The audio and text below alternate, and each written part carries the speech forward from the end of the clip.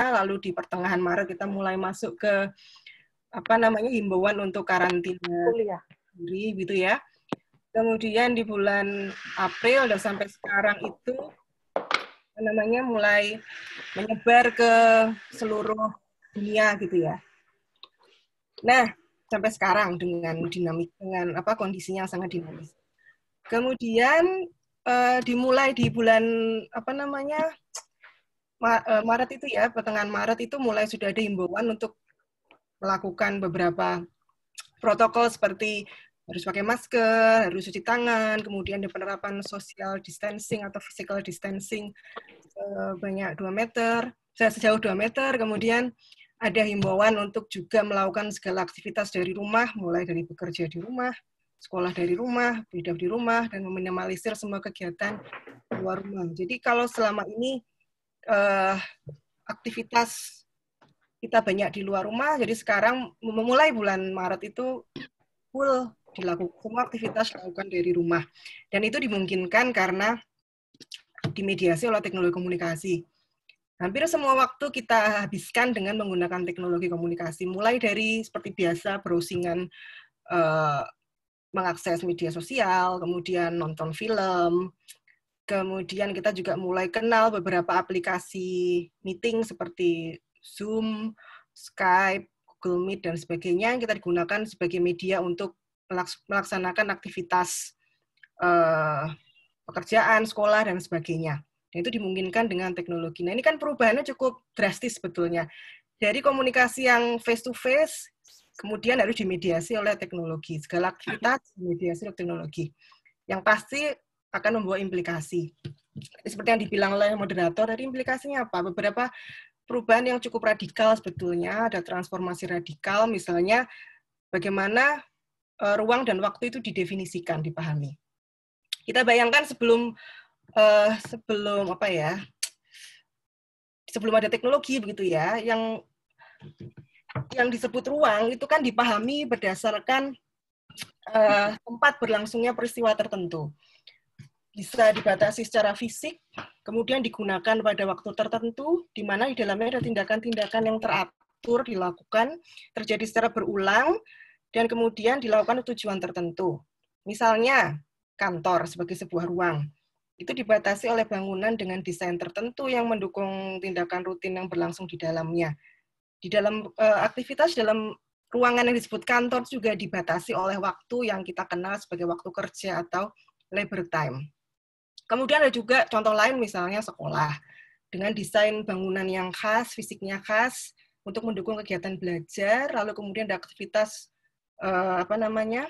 belajar mengajar yang dibatasi dengan jam tertentu. Lalu ada rumah, gitu ya. Rumah sebagai ruang, sebagai tempat tinggal, tempat berkumpul dengan keluarga, tempat santai, tempat beristirahat. Jadi yang kemudian waktu di rumah itu seringkali identik dengan waktu luang atau leisure time. Kemudian ketika teknologi komunikasi mulai hadir, mulai menjadi bagian dari hidup kita, konsep ruang dan waktu ini menjadi agak kabur begitu ya. Batas-batas ruang tadi menjadi kabur. Nggak jelas lagi mana yang disebut kantor sebagai tempat bekerja, mana yang disebut sebagai ruang untuk bersantai. Nggak jelas lagi mana waktu kerja, mana waktu luang. Makanya kemudian kita kenal ruang-ruang seperti kafe, resto, kemudian ada co-working space. Kalau kita nyantai di kafe pakai laptop, itu kan nggak jelas lagi. Kita sedang bekerja atau lagi santai. Ruangnya jelas bukan ruang bekerja, waktunya mungkin bukan waktu kerja, tapi mungkin kita kerja di situ. Ya, jadi teknologi mulai mengaburkan itu.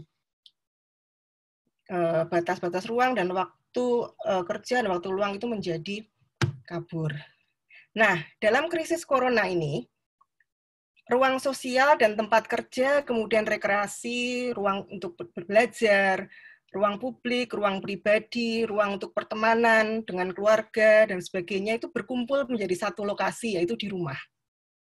Ya, rumah di saat yang sama jadi tempat kerja, jadi ruang untuk keluarga, jadi ruang pribadi, ruang sekolah juga, kamar anak, jadi ruang sekolah misalnya. Kemudian ruang santai juga, ruang publik kita tepat terhubung dengan teman dan kolega. Yang jadi satu itu di rumah. Ruang sosial berkumpul di rumah. Nah, sehingga ini yang terjadi, rumah menjadi ruang sosial yang konvergen. Yang sebetulnya kalau kita pikir-pikir itu nggak mudah kan mengaturnya. Kalau kita punya jam kerja misalnya dari jam 9 sampai jam 5 untuk bekerja. Tapi kemudian kan menjadi waktu kita jadi harus dibagi dengan berbagai peran yang lain, peran jadi ibu yang harus menjaga anak. Nah, inilah kemudian ketika rumah itu menjadi pusat segala aktivitas.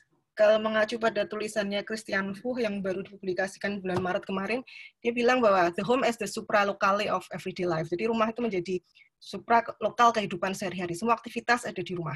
Akibatnya kegiatan yang biasa dilakukan manusia dalam peran sosial yang berbeda pada waktu yang berbeda, di lokasi yang berbeda, bertemu dalam kegiatan yang dilakukan dalam satu ruang waktu yang universal, yang cenderung nggak bersonasi dan tidak terstruktur berada dalam satu tempat, yaitu rumah. Nah, konvergensi ini itu menyebabkan adanya beban yang berlebih dari kita gitu sebagai individu, yang terutama yang orang-orang yang kesulitan untuk mengelola banyak peran sosial pada saat yang sama di satu tempat.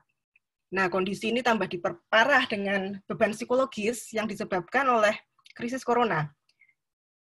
Misalnya saya jadi khawatir tentang kehidupan keluarga saya, teman-teman, juga saya sendiri ketika saya harus memikirkan apakah saya aman. Kalau saya melakukan ini, apakah saya cukup aman? Kemudian belum lagi kalau kita juga terdorong untuk mendedikasikan waktu kita untuk ikut memikirkan pihak-pihak lain yang terdampak, misalnya bikin kegiatan sosial. Dulu pernah ada kegiatan menyediakan makanan untuk orang-orang yang terdampak, misalnya seperti itu ya. Itu kondisi-kondisi psikologis itu semakin membebani. Dalam krisis seperti itu banyak waktu, jadi waktu itu adalah waktu untuk bertahan sebetulnya. Waktu untuk bertahan dan juga tetap melakukan aktivitas sehari-hari. Nah, jadi kan kita jadi butuh banyak waktu. Saya sempat merasa kok waktunya kurang-kurang ya.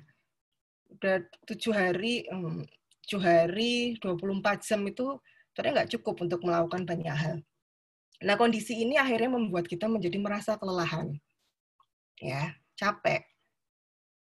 Nah, kondisi capek ini ternyata nggak cuma saya alami begitu. Kalau lihat cerita dari teman-teman, baca status di medsos, curhatan-curhatan di medsos, itu juga rata-rata sama, capek. Sehingga kemudian saya mencoba mempertanyakan itu gitu. Kenapa sih kok kita ngerasa capek terus? Sebenarnya kalau nggak mau capek ya udah tinggal nggak usah ngerjain semua itu kan selesai. Kita nggak akan merasa capek. Tapi kan ternyata persoalannya bukan seperti itu. Nah, berangkat dari itu, saya mencoba untuk melakukan analisis begitu ya. Mengapa sih kok kita selalu merasa capek? Apakah capek itu karena tumpukan peran dan pekerjaan di ruang dan waktu yang sama yang itu membebani kita? Apa iya? Nah, kemudian saya mencoba untuk melihat beberapa konsep gitu ya, yang menarik perhatian saya adalah konsep dari seorang filsuf Jerman tapi asal Korea Selatan, namanya Byung-Chul Han. Dia tahun 2015 membuat buku judulnya The Burnout Society, itu masyarakat yang capek gitu. Nah, mungkin saya jelaskan dulu apa yang dimaksud Burnout Society ini ya. Jadi si Byung-Chul Han ini bilang bahwa kita itu hidup di era yang kelelahan, yang disebabkan karena adanya paksaan yang tidak henti-hentinya untuk melakukan sesuatu. Ada paksaan, gitu ya. Apa yang dimaksud paksaan? Jadi paksaan itu bisa jadi disebabkan karena adanya beberapa faktor, baik dari dalam, dari luar maupun dari dalam. Nah, dia bilang, kalau di abad 20 itu ya, paksaan untuk melakukan sesuatu, untuk melakukan aktivitas, itu biasa didorong oleh sesuatu dari luar. Jadi kita sebagai subjek itu didisiplinkan oleh kekuatan-kekuatan dari luar untuk melakukan sesuatu. Makanya dia kemudian menyebut era masyarakat yang seperti ini sebagai disiplin society. Misalnya ya, kalau kita bekerja di kantor gitu ya, apa yang kita lakukan, yang kita kerjakan itu karena perintah dari bos. Disuruh bikin laporan, disuruh bikin ini, bikin itu. Kalau kita bikin, kita akan dapat reward. Kalau enggak, ya ada sanksi-sanksi tertentu. Contoh lainnya misalnya ketika saya masak di rumah gitu ya, sebagai saya sedang masak di rumah, itu aktivitas juga kan. Kenapa saya masak di rumah? Karena saya masak karena memang disuruh suami saya misalnya, atau karena memang namanya perempuan ya harusnya harus melayani memasakkan untuk anak-anak dan keluarga. Jadi ada paksaan-paksaan seperti itu yang membuat kita melakukan aktivitas. Nah, tapi itu di abad 20 menurut si Byung-Chul Han ya. Sehingga kemudian dia mengatakan itu tadi masyarakat yang disiplin society. Tapi di abad 21 beda lagi kondisinya. Kelelahan justru disebabkan karena paksaan atau tekanan, bukan tekanan ya, paksaan yang berasal dari dalam diri, gitu. Makanya dia menyebut sebagai achievement subjek yang harus punya pencapaian tertentu. Sehingga masyarakat yang individunya punya achievement secara individu, itu dia menyebutnya sebagai achievement society. Yang dimaksud achievement itu apa sih? Yang dimaksud achievement di sini itu adalah dorongan individu untuk melakukan sesuatu. Ya, tadi karena tuntutan untuk pencapaian diri. Mungkin kita sering dengar istilah, saya melakukan ini karena passion. Karena memang saya suka melakukan itu, gitu. Bukan karena disuruh siapa-siapa. Nah, itu yang dimaksud. Jadi misalnya, kalau saya sebagai dosen harus nulis di jurnal internasional misalnya ya, saya melakukan itu bukan karena atasan saya menyuruh saya, atau bukan supaya dapat reward, atau kalau enggak saya akan mendapatkan hukuman, tapi karena memang saya merasa kalau saya berhasil bisa nulis di jurnal internasional, itu ada kebanggaan buat saya. Itu pencapaian saya. Nah itu. Contoh lain tadi yang misalnya soal masak-masak tadi. Saya masak di dapur itu bukan karena tuntutan suami atau tuntutan masyarakat yang mengharuskan perempuan harus masak, tapi karena memang saya suka masak, dan saya merasa ketika saya bisa masak masakan yang aneh-aneh gitu ya, dan kemudian seluruh keluarga saya memuji masakan saya, itulah pencapaian gitu, membuat saya puas. Nah itu, achievement itu. Dorongan-dorongan ini yang menurut Han tadi sebagai sesuatu yang membuat kita lelah. Mengapa itu membuat kita lelah? Dia menjelaskan beberapa kata kunci di sini. Misalnya, ini saya tuliskan ada 3 ya, saya mengumpulkan kurang lebih ada 3. Yang pertama, mengapa lelah? Karena individu itu dia sekaligus berfungsi sebagai master dan slave di saat yang sama. Jadi budak dan tuan di saat yang sama. Seolah-olah yang kita merasa apa yang kita lakukan itu karena kemauan kita sendiri, karena kita sendiri yang mengendalikan diri kita, mengontrol diri kita untuk melakukan itu, bukan orang lain. Ya, karena ada passion kita itu, tapi justru di saat yang sama passion kita itu justru memperbudak kita. Kita justru diperbudak oleh tuntutan-tuntutan tadi, itu akhirnya membuat kita lelah. Nah, dilalahnya industri kapitalis di era neoliberal ini justru kerap memainkan logika itu. Jadi sekarang perusahaan itu kalau mau nyuruh karyawannya untuk produktif, dia nggak perlu lagi bilang, kamu harus ini, kalau ini kan saya kasih reward ini, kan kalau enggak akan ada sanksi ini. Tapi enggak, dia tinggal memainkan passion ini. Jadi seolah-olah kita itu kerja karena passion. Jadi kita kerja mati-matian gitu demi passion.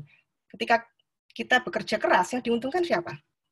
Ya lagi-lagi kan industri kan yang diuntungkan. Nah, makanya kemudian mereka mengkondisikan ini lewat, nah ini yang kedua di situ, lewat kata-kata positif. Byung-Chul Han menggunakan istilah culture of positivity.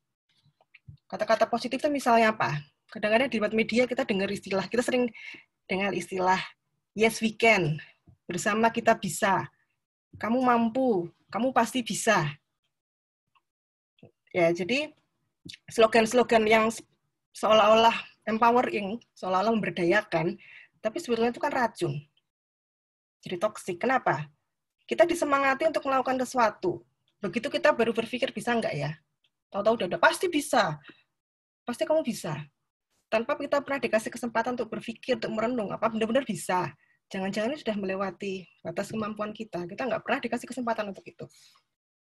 Ya, karena industri, masyarakat modern itu kan menuntut harus cepat. Nggak usah kebanyakan mikir, pasti kamu bisa. Nah, itu justru kondisi-kondisi yang sebetulnya racun ya. Kok ada istilah, pernah dengan istilah toxic positivity ya, kurang lebih kayak seperti itu. Nah, kata kunci berikutnya ada ilusi tentang kebebasan. Jadi, seolah-olah kita jadi master tadi ya, seolah-olah semua yang kita lakukan itu karena berdasarkan apa yang kita inginkan, tapi sebetulnya itu adalah kebebasan yang semu. Karena lagi-lagi kita nggak sebenarnya bebas, karena kita justru diperbudak, dikendalikan oleh passion kita tadi, yang pada akhirnya akan membuat kita kelelahan. Nah, itu konsep burnout society, gitu loh. Kemudian saya coba kaitkan dengan wabah COVID ini. Kembali ke home as supralocal of everyday life tadi ya. Kembali ke sana. Nah, saya melihat kalau si Byung-Chul Han itu kan memang fokus pada di abad 21 itu manusia itu cenderung lelah karena sesuatu dalam diri dia sendiri. Tapi kalau kemudian saya melihat, saya refleksikan apa yang terjadi di wabah COVID ini, semata-mata nggak cuman dari dalam gitu ya, yang mengendalikan kita itu nggak cuman dari dalam, tapi juga dari luar. Jadi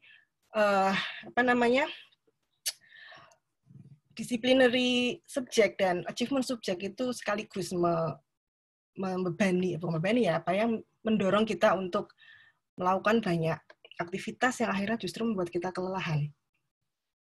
Akhirnya kita selalu merasa kelelahan sepanjang waktu. Kenapa? Karena ternyata kelelahan itu diakibatkan oleh tuntutan-tuntutan tadi, baik tuntutan dari dalam maupun tuntutan dari luar. Misalnya work from home gitu ya. Lewat teknologi kita dimungkinkan melakukan pekerjaan apapun dari rumah. Di satu sisi kita bekerja karena didisiplinkan oleh kerjaan kita. Misalnya kayak saya ya, karena harus kuliah jarak jauh begitu, mau nggak mau saya harus bikin handout, kadang-kadang bikin video presentasi, itu kan justru menambah kerjaan yang sebetulnya di saat-saat normal itu mungkin tidak seperti itu, nggak misalnya iya pun tidak tergesa-gesa gitu kan. Ini kan serba mendadak, jadi seminggu itu kayak kejar-kejaran, harus bikin ini untuk perkuliahan minggu berikutnya. Nah itu berarti aktivitas saya didisiplinkan oleh faktor dari luar. Tapi di saat yang sama, kadang-kadang saya juga melakukan pekerjaan. Saya merasa punya dari pekerjaan, kadang-kadang saya merasa saya juga perlu berkarya nih, mumpung banyak waktu di rumah. Jadi bisa bikin macam-macam, bisa bikin tulisan, bisa bikin buku misalnya. Nggak ada yang nyuruh saya. Tapi benar-benar karena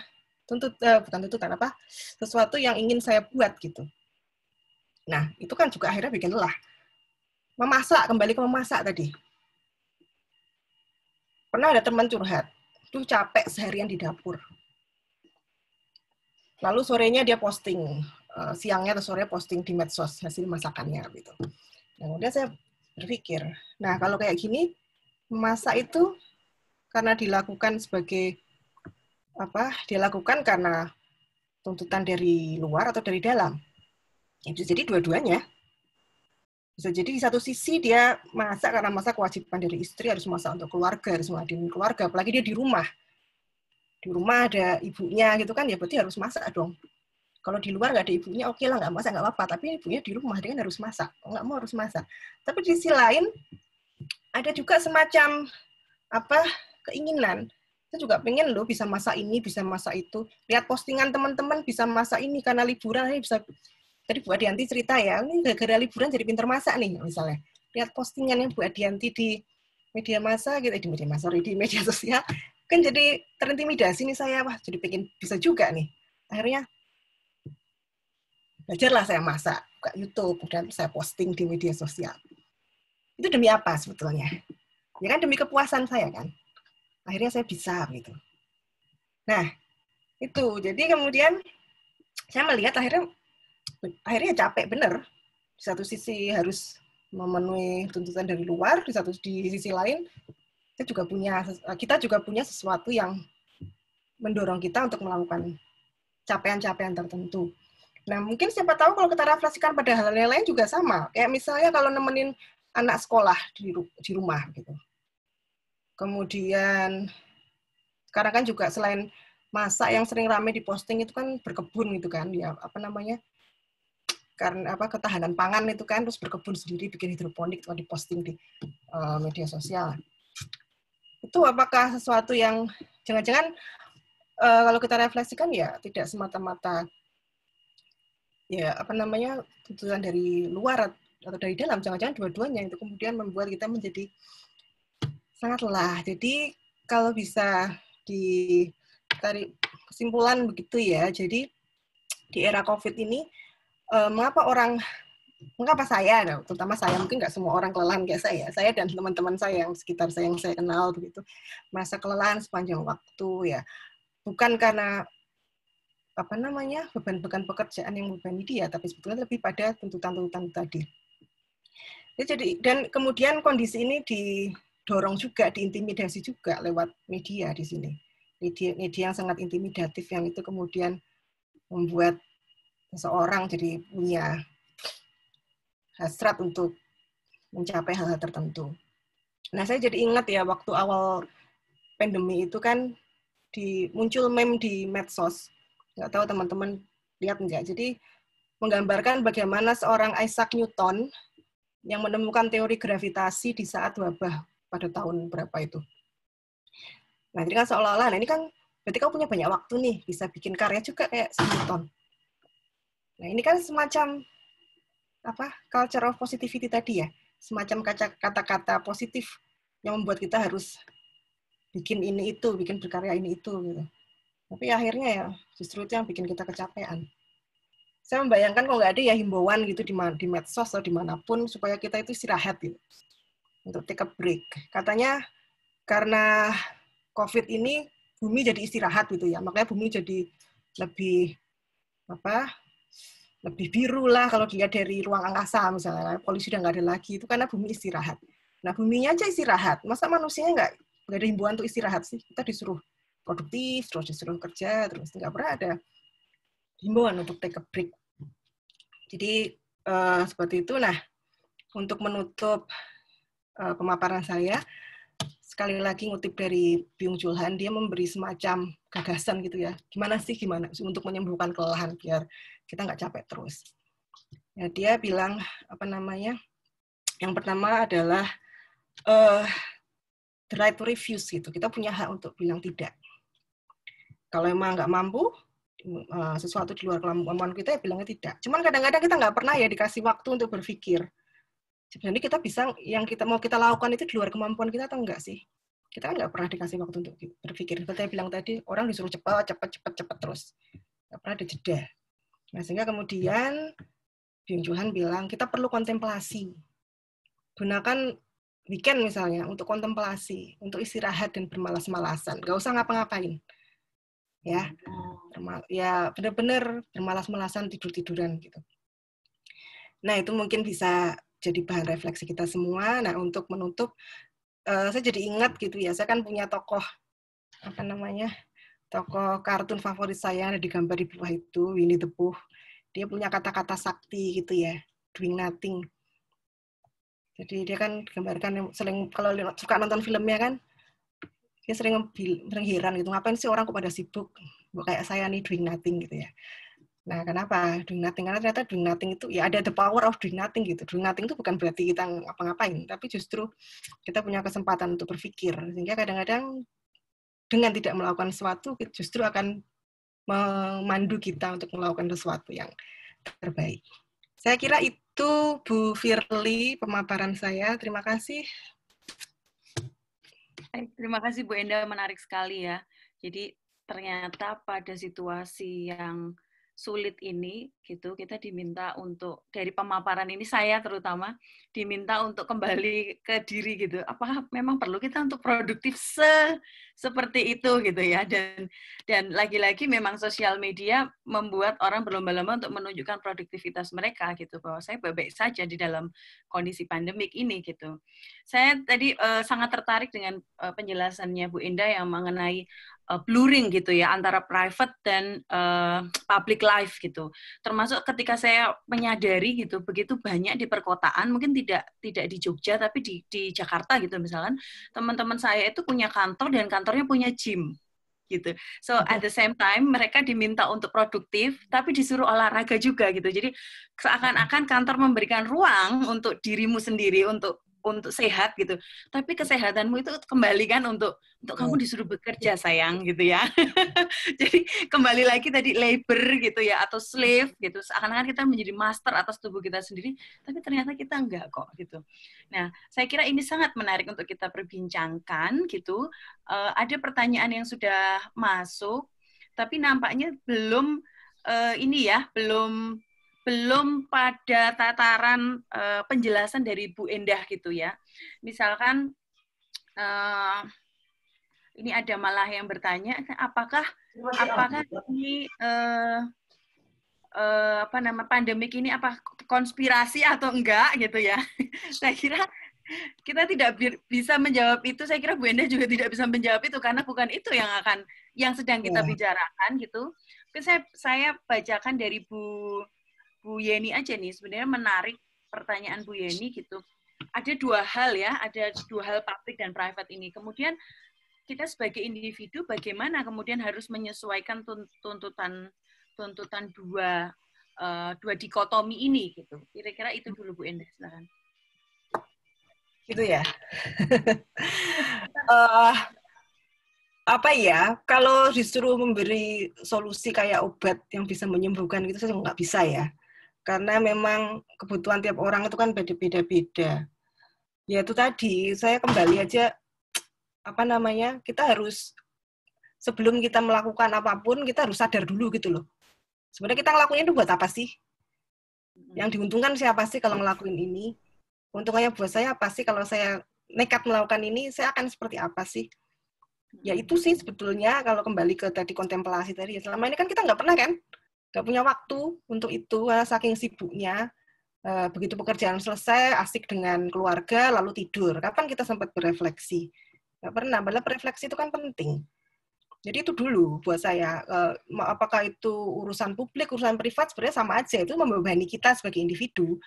Nah, terus gimana supaya bisa enjoy melakukan semuanya ya tadi, kembali ke yang dibilang Byung-Chul Han tadi, kita refleksikan ke kita sendiri. Bisa nggak sih? Buat apa sih? Jadi benar-benar jadi master buat diri kita sendiri loh. Nggak kemudian akhirnya kita nekat melakukan sesuatu yang akhirnya justru di satu sisi oke gitu ya, kita bisa dapat pencapaian tertentu, tapi di sisi lain kita capek. Kalau udah capek terus, kan efeknya banyak tuh, imun berkurang lah, mental disorder lah, kesehatan jiwa terganggu dan sebagainya, mau jadi banyak persoalan yang lain. Itu nggak pernah kita bayangkan sebelumnya gitu. Jadi saya kira itu penting. Ini saya sama aja kayak ngomong sama saya sendiri sebetulnya.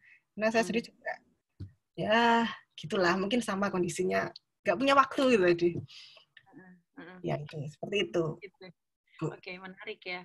Kalau kita melihat dalam konteks yang lebih luas gitu, dalam komunikasi yang lebih luas gitu, sebenarnya kondisi seperti ini apakah juga merubah kondisi komunikasi secara luas? Maksudnya secara, oke, ada teknologi gitu, tapi kemudian apa ada efek-efeknya secara komunikasi, Bu Endah?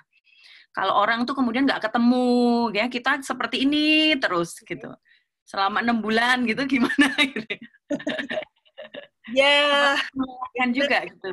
Ya pasti ada efeknya ya, efeknya banyak sekali ya. Nah, tadi saya bilang transformasinya radikal gitu. Ya pasti ada efeknya. Nah, macam-macam gitu kalau kita bicara efeknya, implikasinya, perubahannya seperti apa. Cuma ya tadi kembali saya kan dalam hal ini kan lebih fokus pada ya tadi kan kamu juga bilang kesel terus ya, burn out aku gitu. Ya saya lebih fokus dalam pemaparan kali ini lebih fokus pada soal itu. Tapi kalau efek dalam berkomunikasi ya pasti macam-macam gitu ya. Mungkin nanti kita bisa buat diskusi yang lain untuk implikasi yang lain gitu. Gitu Bu Firly. Oke. Ada yang akan bertanya lagi? Silakan. Ini ada pertanyaan tapi sepertinya coba saya bacakan aja ya. COVID-19 ini tiap negara berbeda cara penanggulangannya. Indonesia saya melihat berbeda antar daerah. Kali ini mulai tersebar ke daerah-daerah. Apakah pemerintah berencana untuk membuka perlahan-lahan untuk hidup normal? Apakah harus disiapkan untuk new normal ini? Gitu. Aduh, ada hubungan ya. Harus dijawab ya. Iya. Aduh, gimana ya? Kalau saya sih sebetulnya merasa apa namanya, ya sebaiknya di rumah dulu sih, ya. Kita mikir new normalnya ntar deh. Ini kan kurvanya belum melandai kan, naik terus. Nggak usah mikir new normal dulu, tapi banyak di rumah dulu.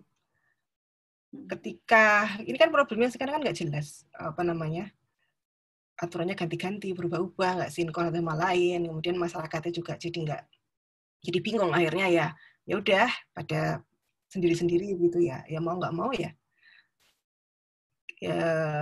kita, kalau saya terutama ya, nggak tahu mungkin buat teman-teman mungkin punya pemikiran yang berbeda. Kalau saya sih ya lebih mikir itu dulu. Tapi kalau misalnya someday misalnya sudah mulai menurun kurvanya, kita baru memikirkan untuk new normal. New normal ini ya benar-benar apa ya, spesifik gitu. Kayak misalnya sekolah, anak saya sekolah gitu ya harus new normal juga. Kalau dulu satu kelas isinya 30, ya sekarang mungkin jadi tinggal 10 misalnya.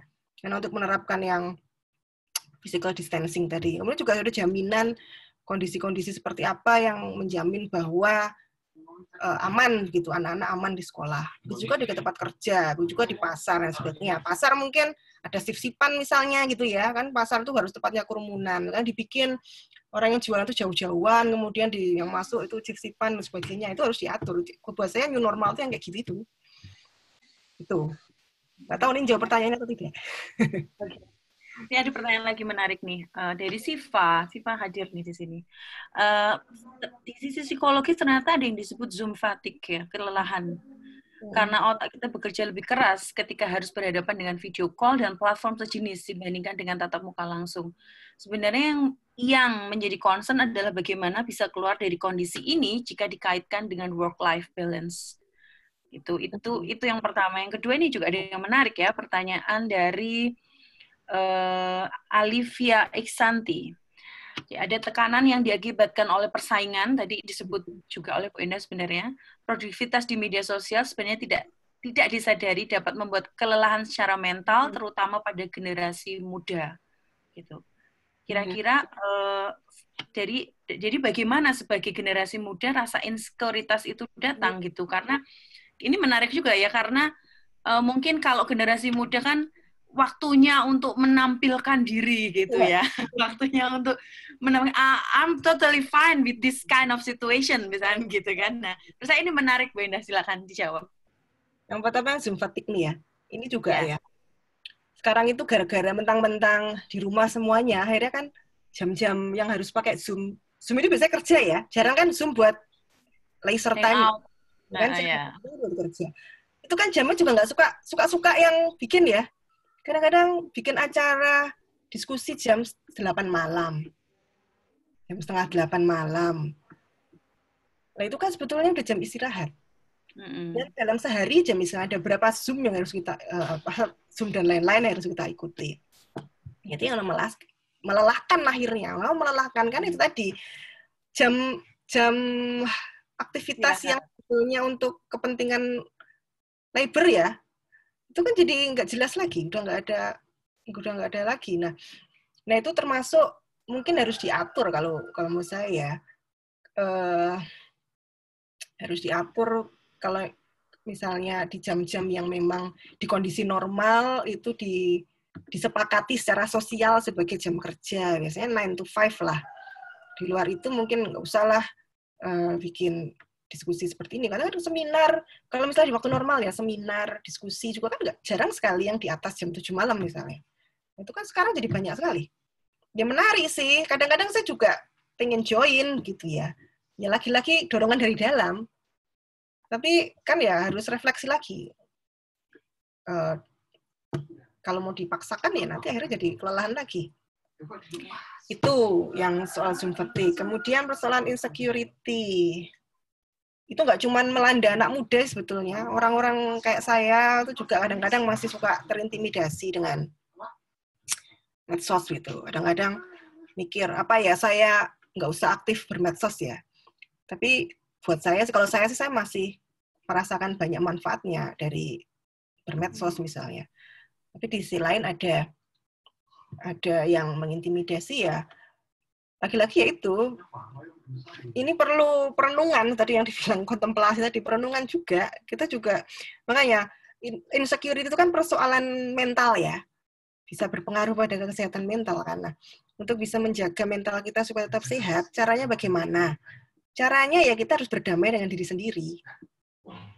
Caranya bagaimana? Ya kembali lagi yang dibilang si Byung-Chul Han tadi, kontemplasi, refleksi.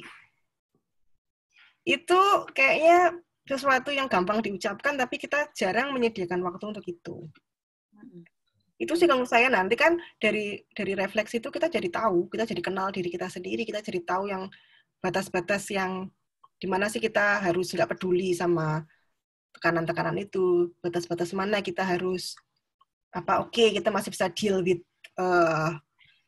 apa yang ada di medsos misalnya. Nah itu perlu latihan memang, karena ya yang pertama kita nggak dilatih, nggak pernah dibiasakan dengan itu, dan itu di kultur yang harus tergesa-gesa, harus cepat-cepat itu tadi akhirnya membuat kita jadi nggak terbiasa untuk melakukan refleksi dan kontemplasi.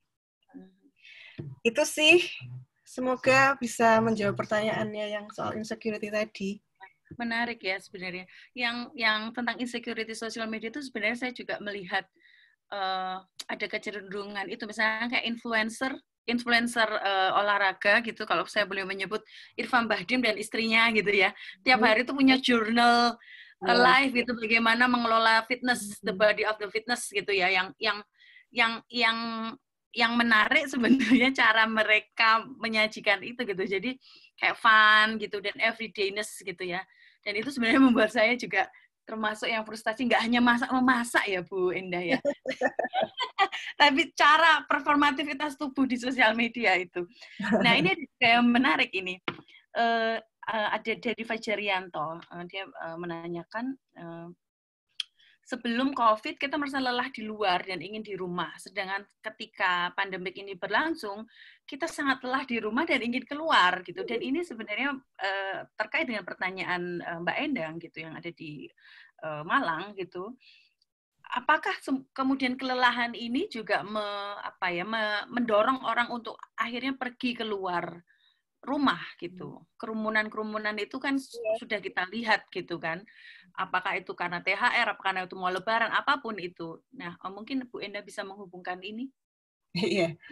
Ya mungkin kita waktu di kondisi normal kita capek di luar, lalu rumah kan waktu itu yang kita bayangkan kan tempat istirahat. Jadi pengennya pulang biar bisa istirahat, ya bisa lebahan gitu. Tapi sekarang kan kondisinya sama aja. Di rumah justru kalau saya ya nggak tahu, mungkin teman-teman yang lain mungkin berbeda. Kalau saya kadang-kadang kok kayak lebih capek sekarang ya daripada sebelumnya. Karena capeknya ternyata yang membuat saya capek itu bukan semata-mata sesuatu yang sifatnya fisik gitu ya, pekerjaan fisik, tapi juga psikologis dan tuntutan-tuntutan sosial itu yang membuat itu jadi satu dan di rumah semua, itu membuat saya jadi capek. Nah, kadang-kadang kan kalau sudah capek di rumah terus pengen escape kan, pengen lari. Di rumah susah untuk me time misalnya, baru tiduran anaknya ngusel-ngusel minta ini minta itu gitu kan. Terus kapan mau me time? Jadi kan pengen escape. Kalau saya sih masih bisa nahan escape karena saya nggak berani kan, masih takut di luar nggak jelas gitu. Tapi mungkin orang-orang yang punya atau saking gabutnya, saking capeknya, atau mungkin biarinlah, terserahlah gitu ya. Ada ya udah memutuskan seperti itu ya bisa jadi. Karena kalau saya refleksikan ke saya ya pengen sebetulnya escape itu tadi, pergi sebentar kemana gitu. Tapi kadang-kadang pengen ya nggak 1 jam aja kemana keluar gitu ya, bebas dari rumah sebentar. Tapi mau kemana? Nggak ada tempat. Akhirnya balik lagi ke rumah. Nah mungkin orang-orang melihat ada peluang gitu ya, kayaknya nggak apa-apa nih, karena itu orang dia nggak apa-apa, berarti saya nggak apa-apa kalau keluar ya. Semua orang berpikiran seperti itu, akhirnya ya sudah. Jadi mungkin bayangannya di pasar, di mall nggak seramai itu, tapi semua orang mikirnya sama. Kayaknya nggak seramai itu, dia orang masih pada takut. akhirnya pada berkumpul di situ semua. Mungkin seperti itu sih yang saya bayangkan. Saya jadi jadi reflektif juga ya dengan diskusi kali ini gitu. Kebetulan pengalaman saya sekolah di sini, setiap hari itu saya mendapatkan email dari universitas yang bicara tentang well-being gitu, jadi kesejahteraan mental. Persis apa yang dikatakan oleh Bu Endah tadi, gitu, take your time, berhenti dulu. Kamu boleh minta waktu gitu ya ke universitas untuk bahkan untuk cuti gitu. Bahkan universitas saya boleh menyarankan saya pulang ke Indonesia gitu dengan situasi yang nggak menentu di UK seperti ini gitu. Dan ini sebenarnya menarik ya karena tadi Bu Endah juga mengatakan gitu. Kalau logika kapitalisme atau modernisme atau postmodernisme sekalipun kan kita sebenarnya dianggap sebagai entitas yang produktif gitu kan. Kita harus selalu menyetor kerjaan kita setiap hari gitu. Tapi ini yang justru yang saya melihat ada sebaliknya dalam kondisi di sini di Inggris. Saya nggak tahu nanti di kondisi di universitas di lain gitu, di negara lain gitu. Tapi well-being itu ternyata sangat menentukan orang untuk tetap waras dan being produktif itu bukan the only one matter of your life gitu kan. Jadi menurut saya ini ini juga sesuatu yang harus kita kampanyekan gitu ya Bu Endah ya, untuk tetap waras gitu loh. Ya itu yang ditulis si Byung Chul Han itu juga, dia bilang kalau di kantor itu biasanya atasan tuh selalu memberi reward ketika karyawannya bisa melakukan sesuatu, can do something gitu. Tapi nggak pernah tuh ada reward buat karyawan yang I can contemplate something. Ada tuh reward untuk itu gitu ya. Makanya ya seperti itulah industri kapitalis, memang pengennya produktif, kita dituntut cepat. Buat apa sih kontemplasi segera? Itu dianggap sesuatu yang jadi lambat begitu ya. Ya memang harusnya, ya kalau buat saya sih seperti yang Firly bilang tadi, untuk biar bisa tetap menjaga kesehatan mental kita ya harus kita harus menyediakan waktu.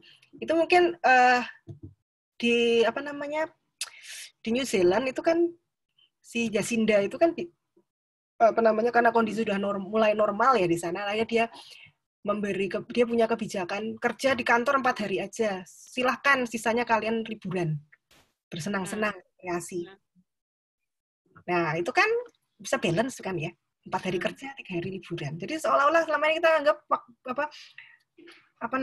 waktu luang itu dianggap merugikan gitu kan. Buang-buang waktu. Produktif, dianggap pemalas gitu kan. Padahal sebenarnya kan juga penting. Kita nggak pernah memikirkan itu. Kita nggak pernah, ya nggak dibiasakan, kultur kita nggak seperti itu gitu kan. Gitu kan, buat saya sih penting. Kayaknya masih ini Bu Endah, jauh kita dari kondisi yang dikatakan tadi well-being ya. Maksudnya begini, seperti perankingan university saja di Indonesia itu kan masih sangat mengacu pada nilai-nilai tadi yang Bu Endah katakan neoliberal tadi ya. Misalnya dosen dituntut untuk publikasi di Scopus misalnya, itu sampai kita semua dipaksa untuk bisa berkarya di sana dan lain sebagainya. Dan saya kira itu juga mungkin salah satu jadi beban juga ya. Mungkin ya saya merasakan itu sih. Jadi karena tuntutan organisasi artinya seperti perankingan universitas itu kan tadi masih menyandarkan juga pada ukuran-ukuran yang tadi Bu Endah katakan tadi, juga membuat kita lelah juga. Iya. Ya, strateginya kembali tadi. Jadi kan weekend itu untuk kontemplasi, untuk bermalas-malas. Jangan kerja di weekend, jangan mau. Iya betul. Memang kita pengennya seperti dosen-dosen di Eropa itu ya, 3 bulan sabatikal nulis buku gitu kan. Tapi apakah mungkin di kita gitu ya? Ya kenapa tidak? Itu kan artinya gimana? Dari Baik, terima kasih Bu Yeni. Saya bayangkan Yeni. seperti itu ya. Pengennya kan kayak Prof Bart gitu ya. Bisa nulis, bisa ini, kontemplasi lebih banyak ya. Oke. Terima kasih Bu Yeni. Ini ada pertanyaan lagi yang sebenarnya bukan pernyataan ya, sebenarnya hampir sama. Jadi ternyata ada pandemi ini tidak hanya masuk pada kecemasan yang awalnya mungkin secara sosial gitu, hilang teman-temannya secara fisik gitu, ekonomi, tapi juga ada kecemasan yang atas ketidakpastian gitu ya di masa depan gitu. Saya kira ini juga menarik karena kalau kita lihat kurva, kalau kita lihat piramida Indonesia itu kan misalkan usia produktif jauh lebih besar ya hari ini gitu, dan orang berlomba-lomba untuk produktif untuk mencari pekerjaan gitu. Nah, kalau Bu Endah bisa menjawab itu sebenarnya kondisi ini dengan konteks labor and private gitu tadi, itu slaves and master itu bisa nggak sih dihubungkan? Kecemasan itu tadi. Nah, diulangin, sorry, aku agak miss. Jadi kecemasan, jadi kan orang tuh, kalau saya tuh ingin melihatnya dari anak muda gitu ya. Anak muda itu kan sekarang banyak sekali gitu jumlahnya. Kemudian mereka berlomba-lomba untuk mencari pekerjaan gitu. Nah, dalam ketidakpastian di pandemik ini gitu, bahkan pemerintah kita tidak jelas gitu ya. Mau 3 bulan lagi tuh mau gimana sebenarnya gitu. Bagaimana sih situasi ini harus disikapi dan harus dibaca oleh anak-anak muda yang tadi kata Reza ini ada kecemasan gitu, karena ada masa quarter life crisis. Aduh. Nah. Silakan Bu Indah. Aduh, berat nih. Gimana ya? Kalau kondisi tidak pasti sebenarnya kan ya, kita itu kan selalu dalam kondisi yang tidak pasti tuh sebetulnya. Cuman sekarang semakin tidak pasti kan begitu. Kalau kita sudah terbiasa dengan ketidakpastian, sebetulnya kita sudah sudah terbiasa juga untuk punya banyak rencana gitu kan, plan A, plan B, plan C seperti itu. Nah, ini mungkin juga nggak cocok buat semua orang gitu ya, tapi paling tidak siapa tahu gitu.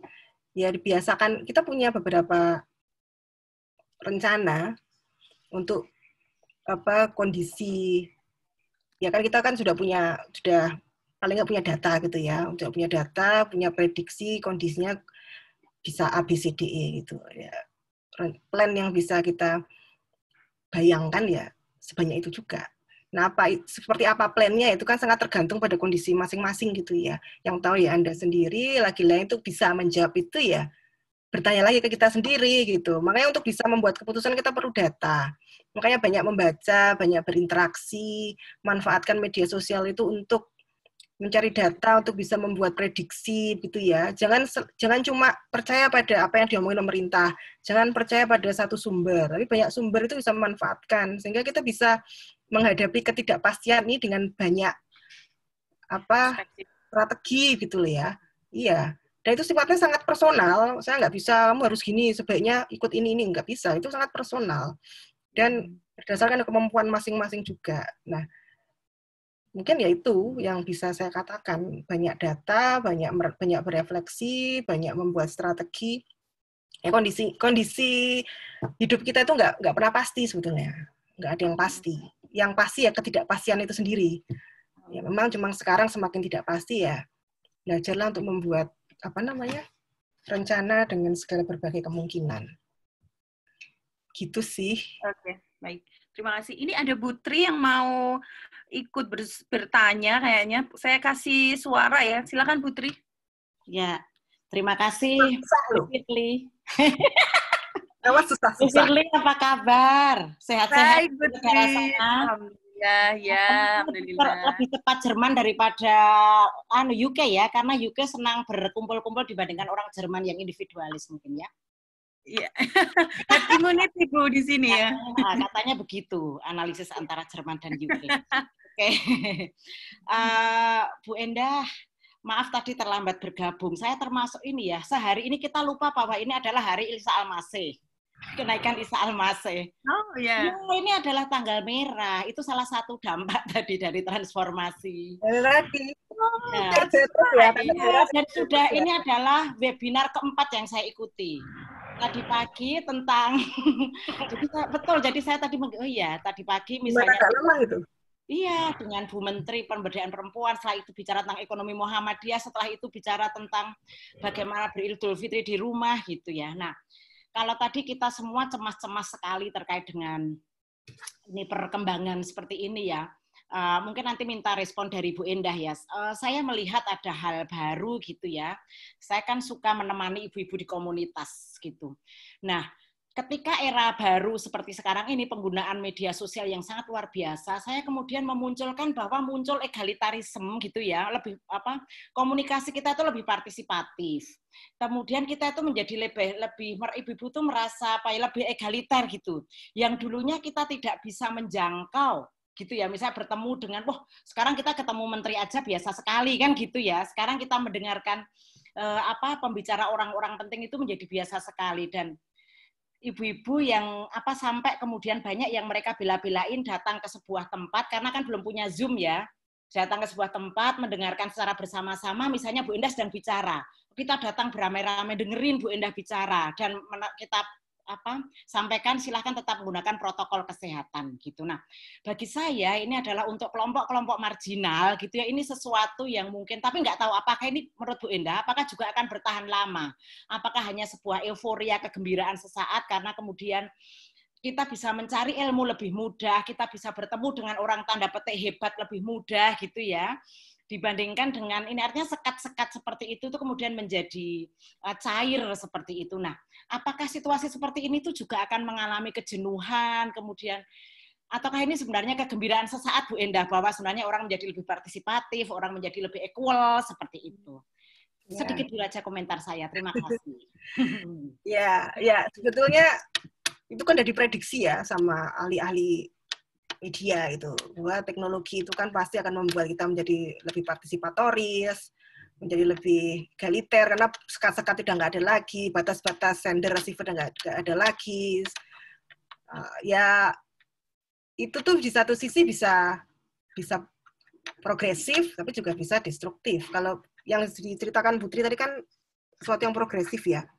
Tapi destruktifnya ya, kayak kalau kita lihat di medsos tuh semua orang bisa ngomong apapun, bisa maki-maki apapun, itu kan juga bentuk dari nggak ada sekat-sekat begitu ya. Jadi bagaimanapun juga ya, saya ikut senang bahwa ternyata ada implikasi progresif begitu ya, ketika orang menjadi lebih merasa dekat dengan, atau lebih berani, lebih pede, lebih untuk bisa sharing dan sebagainya. Lalu prediksi ke depan bisa bosan atau tidak, ya yang jelas ruang untuk bisa berpartisipasi, untuk bisa egaliter yang dibilang tadi itu akan selalu ada berkat teknologi. Cuman bentuknya mungkin bermacam-macam. Sekarang mungkin kalau eranya lagi pakai Zoom dan teman-temannya itu ya, suatu saat mungkin kita jenuh dengan Zoom karena ada teknologi yang lain lagi yang juga membuat kita bisa lebih partisipatif tadi. Kalau bayangannya seperti itu sih. Kalau jenuh sih enggak, cuma nanti bentuknya aja akan berbeda karena teknologi itu memungkinkan untuk itu. Dan masyarakat kita diuntungkan juga dengan kondisi seperti itu. Gitu sih Putri. Oke, baik. Terima kasih Bu Endah, terima kasih Putri untuk pertanyaannya. Ini ada juga menarik. Ya, mungkin bukan pertanyaan ya, semacam pernyataan nih dari Mbak Sukma Smita. Saran penyembuhan kelelahan yang dipresentasikan lebih untuk internal diri, apalagi kontemplasi ya. Lalu negosiasi atau strategi macam apa yang bisa kita lakukan dengan yang eksternal, misal bos di kantor atau mertua di rumah yang menuntut perempuan untuk tetap masak di rumah, bersamaan dengan tuntutan kerja di rumah gitu. Saya kira ini juga menarik, Bu Endah. Apalagi tadi Bu Tri juga bicara tentang kelompok-kelompok minoritas kemudian bersuara, atau justru sebenarnya kelompok minoritas itu tambah tertekan gitu ya kalau di rumah gitu. Silakan. Betul, saya sepakat. Negosiasi itu perlu. Gitu. Itu juga yang saya lakukan. Saya selalu mencoba untuk melakukan negosiasi. Jadi dengan cara itu saya tidak terlalu merasa tertindas gitu ya. Misalnya di urusan pekerjaan. Banyak beban pekerjaan yang macam-macam, kalau itu akan saya lakukan semua, itu jelas saya nggak mampu dan saya bisa gila gitu. Sehingga saya perlu bernegosiasi, berstrategi. Ya misalnya saya hanya memilih melakukan sesuatu yang memang saya mampu atau sesuatu yang memang saya inginkan. Di luar dari yang tidak saya inginkan, di luar tidak saya mampu, saya tidak akan lakukan. Itu cara saya bernegosiasi dengan diri saya sendiri. Karena saya tahu batas kemampuan saya. Saya nggak mungkin melakukan itu semua. Jadi pasti ada juga implikasi dari sikap saya seperti itu. Pasti akan ada label macam-macam dari atasan misalnya, dianggap tidak produktif, dianggap macam-macam. Ya sudah, saya bisa nggak terima dengan label itu. Selama saya sanggup menjalani itu dan saya nggak masalah, ya sudah.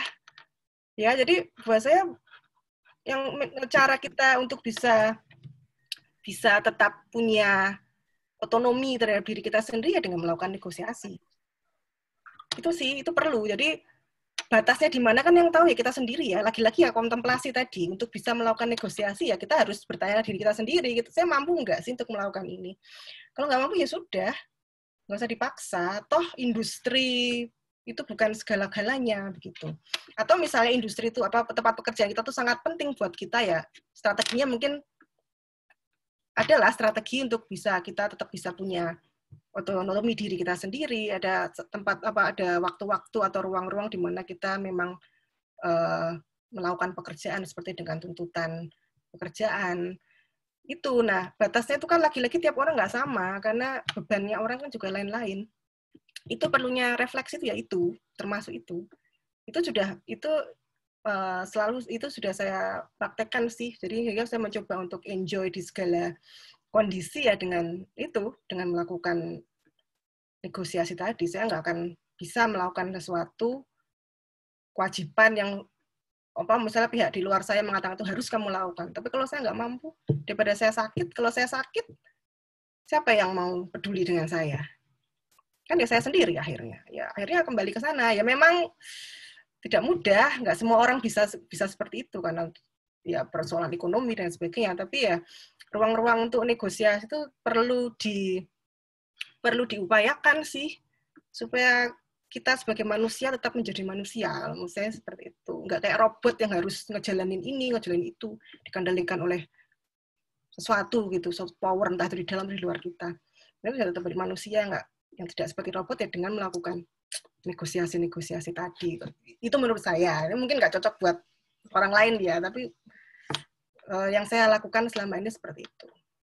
Berarti ini juga ada, kalau kita bisa hubungkan dengan kaitan kelas sosial juga pasti ada ya Bu Endah ya? Karena orang pada kelas-kelas sosial juga semakin ekonominya dia rendah gitu, kemampuan ekonomi rendah, maka negosiasi dirinya tentang situasi ini juga akan semakin rendah gitu. Setuju nggak Bu Endah? Ya iya, begitu orang dalam kondisi dalam kelompok yang didominasi itu kan menjadi ruang untuk bernegosiasi menjadi semakin sempit. Nah, itu kan yang diperjuangkan sebetulnya sama kayak Putri misalnya, mana memberdayakan kelompok-kelompok minoritas supaya dia bisa punya ruang untuk dirinya sendiri gitu. Di tengah-tengah ketidakberdayaan dia bisa punya power, sedikit power lah paling enggak untuk bisa, saya tuh maunya seperti ini, saya pengennya seperti ini, ekspresi untuk seperti ini. Jadi karena kalau mau melawan power yang menindas kita kan berat ya, susah sekali. Jadi ya kita harus selalu bersedia untuk membuka ruang-ruang untuk bernegosiasi. Nah, batasnya juga sangat personal sih menurut saya. Gitu. Jadi pemberdayaannya ya itu, kita cobalah untuk membiasakan berstrategi tadi. Laki-laki itu bisa berstrategi apa? Ya refleksi, ya itu lagi. Balik ke diri kita ya. Ya, kontemplasi. Kontemplasi. Oke. Waktu sudah menunjukkan kurang dari 8 menit kita harus mengakhiri diskusi ini. Saya kira Bu Endah punya power di sini untuk menentukan siapa yang akan mendapatkan door prize yang sudah disiapkan oleh host kita, Mas Erwan dan Mbak Friski. Ada untuk 3 penanya gitu, saya bacakan ya. Lumayan nih. Ada door prize voucher ya. Wah, ini kita di endorse oleh kapitalis juga nih, enggak ya? Ada door prize pemenang pertama voucher GoPay 100.000, lumayan ya. Pemenang kedua voucher GoPay 50.000 dan pemenang ketiga kaos dari Prodi Ilmu Komunikasi. Semua disupport oleh Lab Komunikasi UMY. Terima kasih Mas Budi Arifianto ya sebagai Ketua Lab Prodi Ilmu Komunikasi. Baik Bu Endah, ada beberapa pertanyaan ya yang sudah disampaikan tadi. Bu Endah bisa memilih pertanyaan 3. Kita hanya memilih 3. Yang pertanyaan pertama pasti. Nggak tahu saya tadi siapa pertanyaan pertama. Yang pertama kali nanya siapa tadi? Siapa ya tadi? Benar. Kalau pertanyaan pertama tadi Danendra, pertanyaannya itu konspirasi atau bukan itu, Bu? Habis itu deh berarti. Oke. Pak, dari PR Diman. Ini ada PR Diman, ada Alivia, dan ada Reza. Tolong dicek dulu nanti Mbak, apa namanya, orangnya masih ada nggak? Takutnya udah keluar. Udah keluar ya. Nah, terus Ada nanti... Alivia ada ini. Oh, ada? Ada. Nah, sambil Alivia. dicek aja ya nanti ya. Oke. Hadir. Nah, itu Yes. yang pertama. Ya. Yang kedua, aduh, saya kok lupa ya siapa aja. Tadi Endang nanya nggak? Mbak Endang nanya tadi tentang apakah ketika orang keluar itu karena sudah nggak kuat gitu di rumah. Oh ya, oke. Satunya Endang deh. Oke, nomor 2 Mbak Endang. Nih. Satu lagi siapa ya? Ini tadi ada PR Diman, PR Diman, Mas Ardiman ya. Mas Ardiman dapat nomor 1 ya. Kemudian Mbak Endang. Yang ketiga ada Alivia dan Reza. Silakan yang mana? Ini tadi siapa ya? Hadir. Terima kasih. Yang insecure. Siapa ya? Yang insecure Reza. Ya, udah itu. Reza. Oke, baik. Silakan yang sudah dapat door prize bisa menghubungi kontak Mbak Friski ya. Ada di poster. Acara ini. Mas Reza aja masih ada nggak? Masih ya? Reza. Masih ada. Reza ada. Ada. Ada. Baik, terima kasih Bu. Bu Enda mungkin ada yang statement terakhir yang mau disampaikan Bu Enda? Apa ya? Menegaskan aja sih. Kadang-kadang di tengah-tengah tekanan-tekanan kesibukan, jangan lupa untuk meluangkan waktu untuk bermalas-malasan. Mari kita bermalas-malasan. Baik, terima kasih untuk diskusi yang menarik hari ini. Saya kira tidak perlu saya simpulkan banyak-banyak ya tentang apa yang kita bicarakan hari ini. Intinya adalah reflektif gitu, kembali kontemplasi dan memahami diri kita seperti apa, meskipun ya itu tadi akan banyak benturan-benturan juga gitu dari sekitar kita. Semua kembali, ini kan masyarakat bebas, pasar bebas, semua kembali ke diri kita sendiri gitu.